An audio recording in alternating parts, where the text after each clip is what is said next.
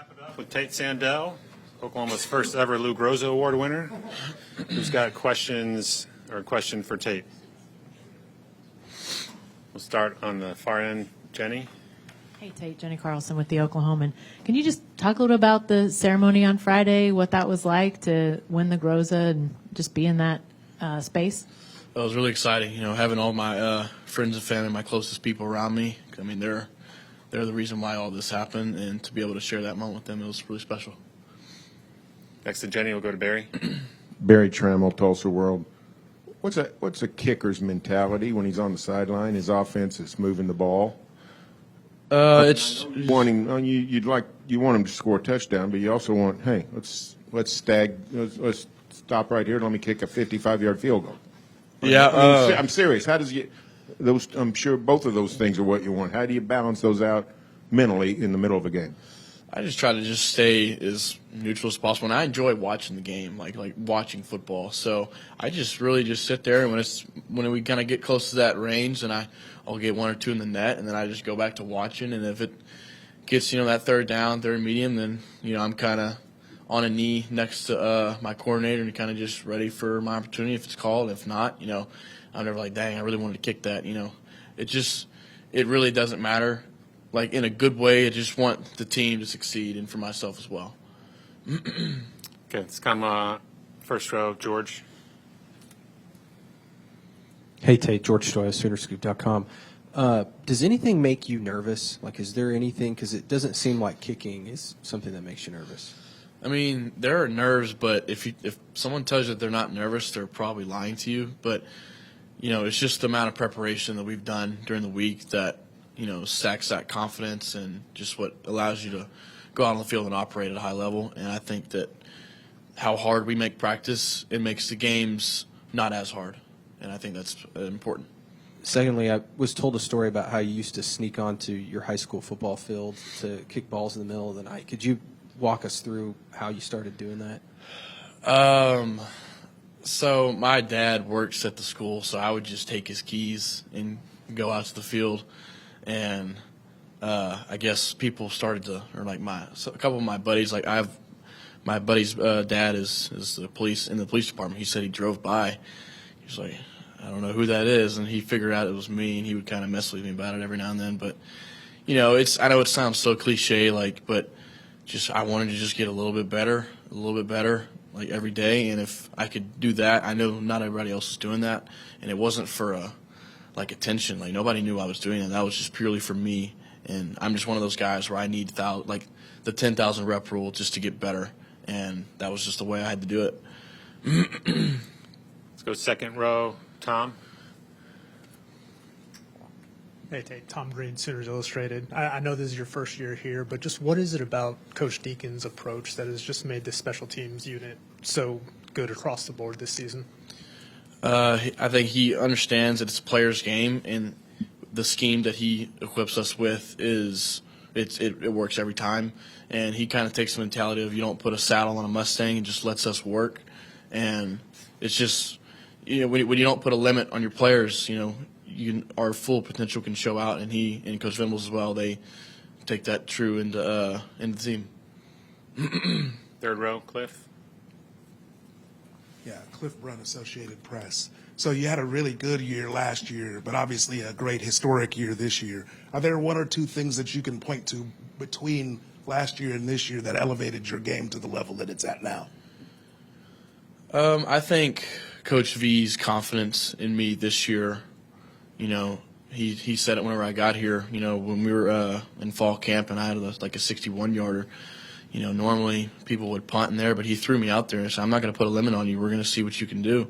And that I just kind of fed off of that and just, I knew what I could do, and I knew he knew what I can do, and that helps me a lot. Okay, left side, second row, Brandon.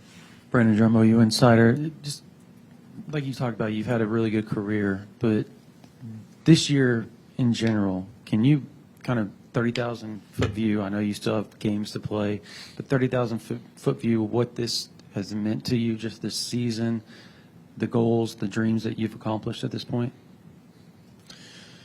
It's truly just a culmination of everything that, where I started. how far I've come. I walked on at UTSA. If you were to tell me I'd be here, in 3 years, I'd laugh at you. I mean, there was a point where me and my dad had that conversation, and man, the money is running out. Like, we're gonna have to, think about some things, and I'm not gonna put my family in a financial burden. So I was almost done, and just thinking back to that and to what I was able to do this year, it's there's nothing sweeter. Okay, we'll go back to the right side, second row, Brady. 2 questions, Tate. I mean, one, are you tired now answering questions about your pants? I think it's fair to say that, yeah. But it's all good stuff. And secondly, when the team is starting to stall, maybe like in field goal range, does everybody else on the sideline just kind of leave you to your process, or are they like dabbing you up and hyping you up? Like, what's the vibe like when it's almost field goal time? I'll have guys come up to me and kind of just look at me and like just give me a little head nod, and then they know what the deal is. I tell them, it's not a thing until you make it a thing. So, there's nothing going on in my head except just if I get an opportunity, great. I know what I can do with my opportunity. If not, somebody else is going to go make a play. And if we're too far out, I know Grayson's going to make a play and pin him inside the 10. So it's just, how much that we value playing complementary football and just operating at that level. That's where we're at. Let's go back to the third row, Cliff. Yeah, Cliff Brown, Associated Press. So a lot of times with kickers and punters, they're kind of off to the side a little bit compared to the rest of the team. Mm-hmm. But coaches talk consistently about how you've been a leader for the team overall. Why is that important to you, and how intentional have you been in terms of being a part of the whole team and carrying on that role? I've always been like, everyone would tell me like in my old school, oh, you're not like a normal kicker or whatever. I was like, well, I'm just a football guy. Like, I enjoy this stuff, and I'm not trying to be somebody that I'm not. I just enjoy, getting the guys going because I need them to have my back. I know they do, but the way that they do it here, it makes it a lot easier for me because I don't have a rope around my neck. I can operate freely with no weight on my shoulders. Okay, let's stay in the third row, James. James Hale, OKC Sports Radio. I'm curious about your relationship with your holder. He's the backup punter. He's starting punter at the beginning of the year, and he got hurt. Mm-hmm. But talk about that relationship. They've never changed, and you guys seem to be working really well. But how important is that? It's very important. I can't tell you the amount of reps because whenever I got in the summer, we were working around the clock to get this thing. And I think the first thing he said to me is, "Oh, this is my first time holding lefty." I was like, "Oh, great! Thank you for telling me that." But he's a great guy and he loves his craft, and he has accepted his role at the highest level he can, which makes my job easier as well as Ben. We're all three very invested in being the best we can be, and when like-minded people are surrounded by like-minded people, it tends to be a lot easier. There's no friction or stuff like that. We'll have our off days, but we'll be there. We'll be back ready tomorrow, ready to work, and that's kind of mentality. It's made things a lot smoother. Back to the second row, Brian. Brian Chapman, serious on the side. You've got another year left. Are you coming back next year? Is that a decision that you guys are going to make after the season? Have you even thought about that?